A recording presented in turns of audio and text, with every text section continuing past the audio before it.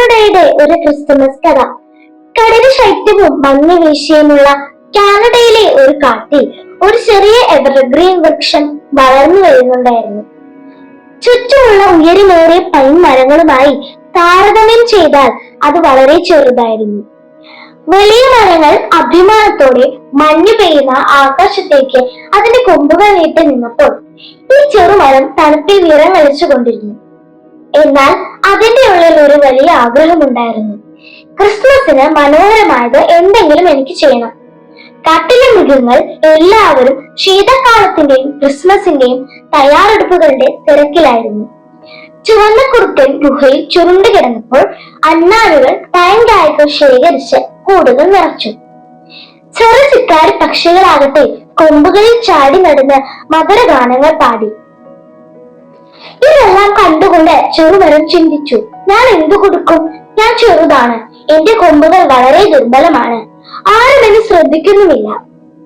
Christmas അടുത്തെത്തിയ ഒരു വൈകുന്നേരം ശക്തമായ ഒരു ശീതക്കാറ്റ് വീശി.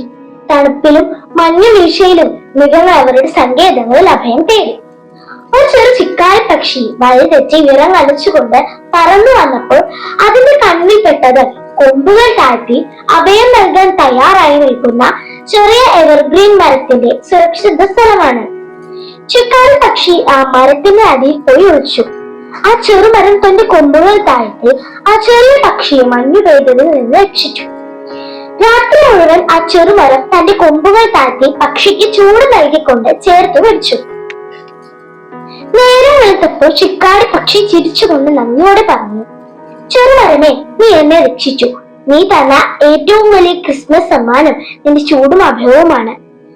മറ്റു മൃഗങ്ങൾ ചുറ്റും കൂടി ഏറ്റവും ചെറിയ മരമാണ് ഏറ്റവും വലിയ സ്നേഹം നൽകിയതെന്ന് വിസ്മയത്തോടെ അവർ പങ്കുവച്ചു. ആ ക്രിസ്മസിൽ ചെറുമരത്തിന്റെ കൊമ്പുകളിൽ വീണ മഞ്ഞ് വെള്ളി പോലെ മിന്നിത്തിളങ്ങി. മൃഗങ്ങൾ അതിന്റെ ചുറ്റും ആനന്ദ നൃത്തം ചെയ്തു.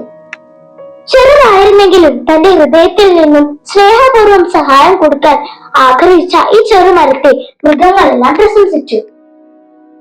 അന്നു മുതൽ ആരെങ്കിലും ശീതകാലത്ത് കാനഡയിലെ ആ കാട്ടിലൂടെ കടന്നു പോകുമ്പോൾ ആ ചെറു എവർഗ്രീൻ മരത്തിന് മുന്നിൽ ഒരു നിമിഷം നിൽക്കും. കാരണം അതിന്റെ നിശബ്ദമായ ചൂട് തണുപ്പിനുള്ളിലും അനുഭവിക്കാമായിരുന്നു. നമ്മൾ ചിലപ്പോൾ നമ്മെ തന്നെ ചെറുതായി കരുതാറുണ്ട്, പ്രാധാന്യമില്ലാത്തവരും ആരും ശ്രദ്ധിക്കാത്തവരുമെന്ന്. എന്നാൽ ക്രിസ്മസ് നമ്മെ ഓർമ്മിപ്പിക്കുന്നത് കൊടുക്കാൻ വലിയ ശക്തിയോ സമ്പന്നതയോ വേണമെന്നില്ല, കൊടുക്കാൻ മതിയായ ഒരു ഹൃദയമാണ് വേണ്ടതെന്നാണ്. ചെറുമരം സ്വർണവും വലിയ സമ്മാനങ്ങളും ഒന്നും കൊടുത്തില്ല.